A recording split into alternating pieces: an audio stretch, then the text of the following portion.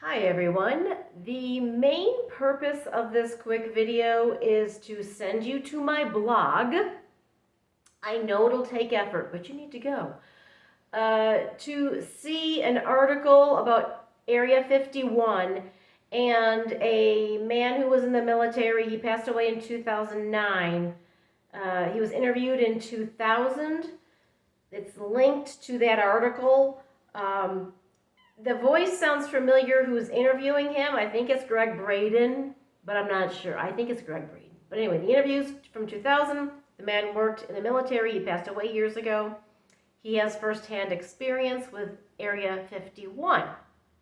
So a friend sent that to me today, and it triggered this whole long conversation about stuff.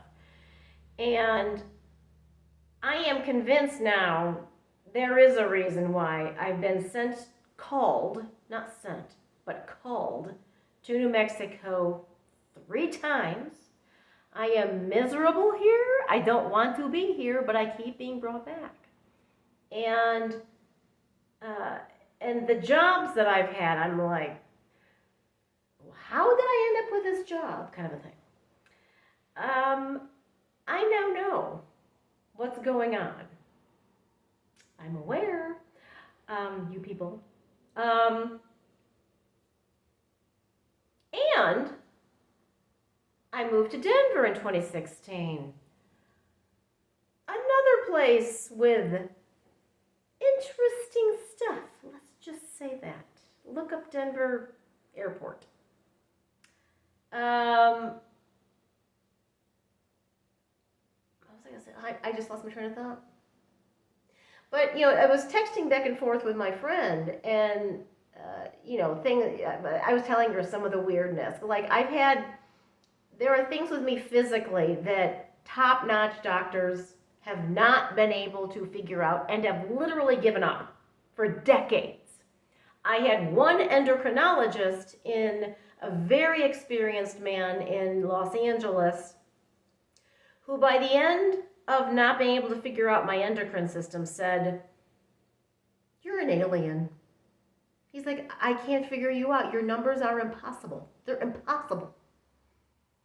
He said, "You're an alien. Good luck to you. Live long and prosper," and gave up. He was just one of many. So I have way too big of a cerebellum.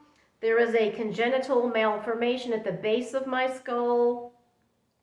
There's a 29-year-long headache from 3 neck and head injuries that when specialists, the Mayo Clinic, Cedars-Sinai, head of neuro UNM, UCLA, blah, blah, blah, cannot figure out what's causing the pain. But there was this one neurosurgeon in Santa Monica, California, years ago, who discovered the base of my skull's, he would call it a birth defect. And my brain is too big. I'm just going to say aliens have big heads. Could that be something? I don't know. And my DNA is weird. So I've had my DNA done. Both of my parents agreed to get swabbed. And, we mostly make sense when you look at, who had what and stuff genetically. But there's a little bit of weirdness in there that I'm like, I'm not sure I'm your kid. And then, in 1998, one of my main abductions that I remember, there's been many, and I've been abducted in many states, so they follow me. So it doesn't really matter where I move because they'll find me. In 1998, when they brought me underneath downtown Los Angeles to this laboratory where hybrid babies were being created, and I will never forget what I saw. A bunch of babies floating in big test tubes of fluid and stuff. And I may have blogged about this before, but I remember thinking, well, that doesn't make sense. Because I'm emotional, but I'm also logical. So I'm like, why would there be an alien laboratory underneath downtown Los Angeles with millions of people? And then somebody brought up a valid point. The person said to me, well, actually, that's a really good idea. because when you're in a city that's full of glitz and glam and all this noise and lights and stuff going on, people on the surface level of the planet are distracted. They're not looking down. You know, I mean, I had pictured, I was stereotyping. I was picturing remote deserts of New Mexico and Joshua Tree, California, where me and a friend saw a UFO years ago and stuff. But hiding under a major city in like the Denver airport makes sense.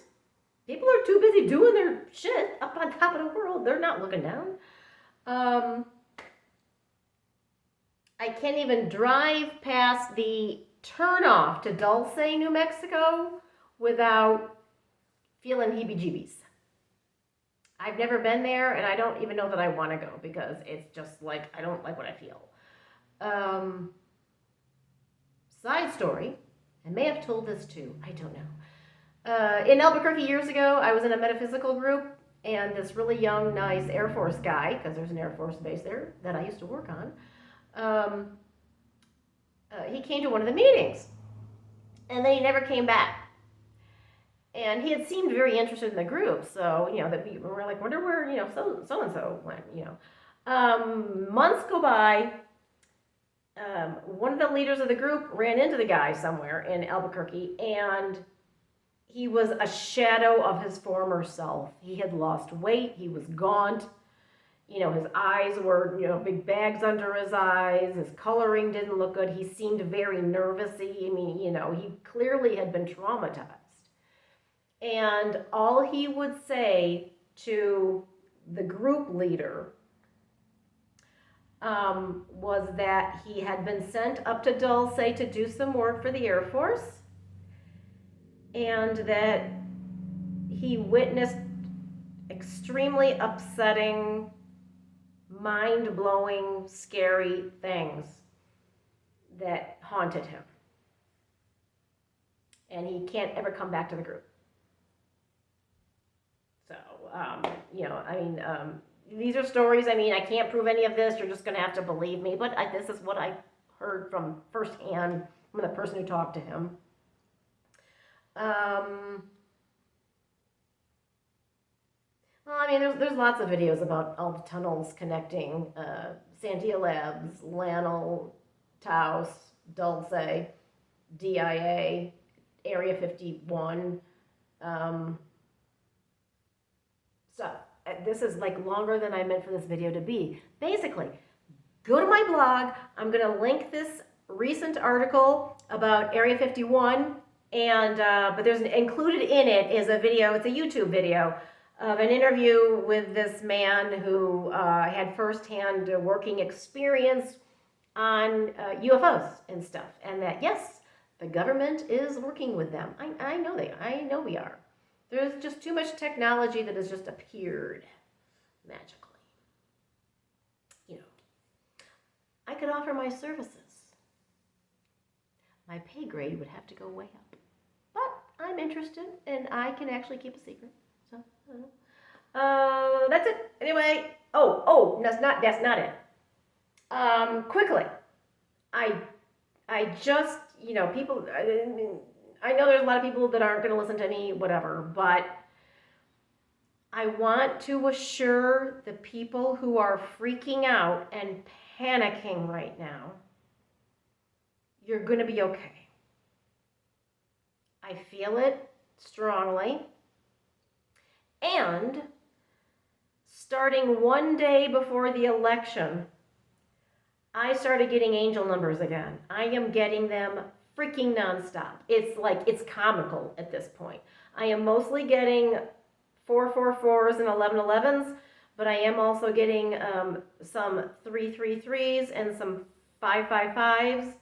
My cousin, who's psychic, and her psychic daughter are seeing angel numbers all the time. She keeps texting me screenshots. She's like, oh my God, it just happened again.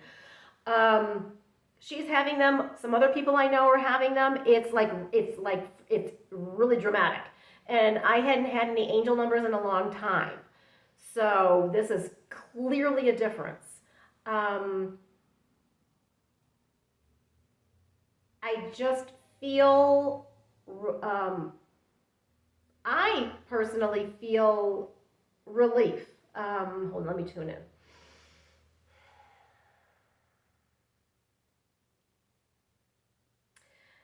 It's, when I'm being impressed, yeah, I feel relief.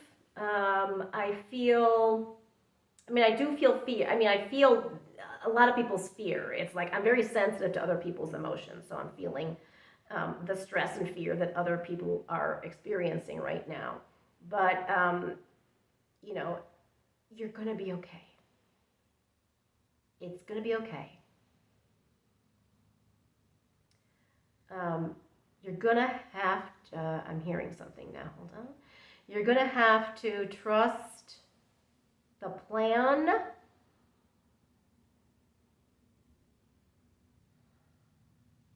All is not as it seems.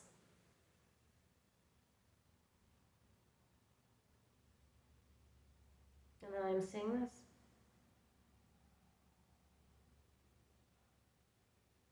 And with that, happy early Thanksgiving to everybody.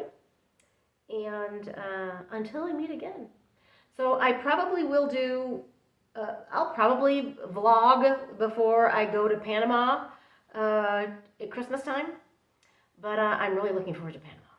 I feel so good about it. I don't know. I may not come back. I may be vlogging from Panama from now on. So anyway, I gotta end this because it's getting too long. And I'm waving my hands. You would think I'm Italian. That's it. Take care. And don't poo-poo the woo-woo. Bye. Happy Thanksgiving. Bye, everybody. You're gonna be okay. Where's the end button? There it is.